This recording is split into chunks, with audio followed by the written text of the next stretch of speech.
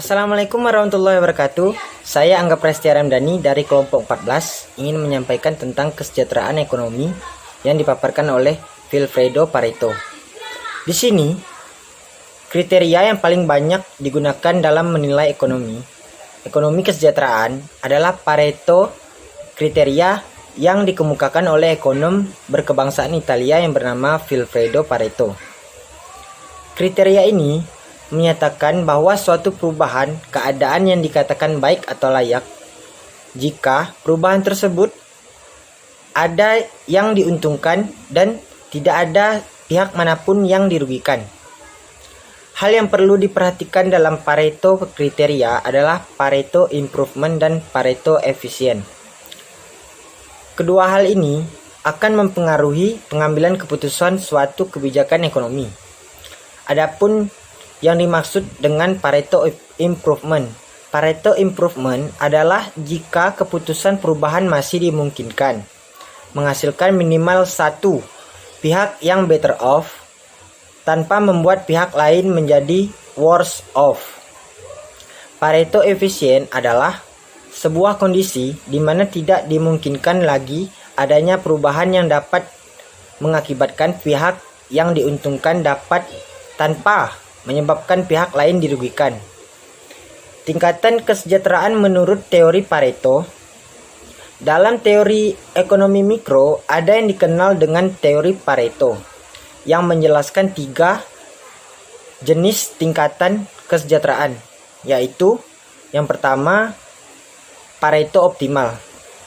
Dalam tingkatan Pareto optimal, terjadinya peningkatan kesejahteraan seseorang atau kelompok pasti akan mengurangi kesejahteraan orang atau kelompok lain. Yang kedua, Pareto non-optimal. Dalam kondisi Pareto non-optimal, terjadinya kesejahteraan seseorang tidak akan merugikan atau mengurangi kesejahteraan orang lain. Yang ketiga, Pareto superior. Dalam kondisi Pareto superior, terjadinya peningkatan kesejahteraan seseorang tidak akan mengurangi kesejahteraan tertinggi dari orang lain. Menurut teori Pareto tersebut, ketika kondisi kesejahteraan masyarakat sudah mencapai pada kondisi Pareto optimal, maka tidak ada lagi kebijakan pemerintah yang dapat dilakukan. Dari pemikiran Vilfredo Pareto bisa kita aplikasikan ke dalam kegiatan pendidikan kita saat ini, yaitu misalnya yang pertama waktu. Misalnya waktu 20% dari waktu kita. Jika waktu tersebut kita gunakan dengan baik dan benar, maka akan membuahkan hasil 80% dari tujuan yang kita harapkan. Yang kedua, pendidikan. Misalnya 20% dari seluruh kegiatan yang kita hasilkan dapat memberikan 80% dari total kesuksesan yang kita harapkan. Dan yang ketiga, pembelajaran. 20% dari kegiatan pembelajaran akan mempengaruhi 80% tingkat perkembangan belajar menjadi meningkat.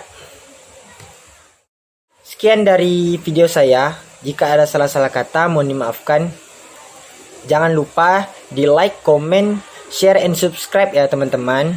Semoga kita selalu diberikan kesehatan oleh Tuhan Yang Maha Esa. Dan jangan lupa jika ingin keluar rumah, gunakan masker dan ikuti protokol yang pemerintah berikan. Sekian, terima kasih.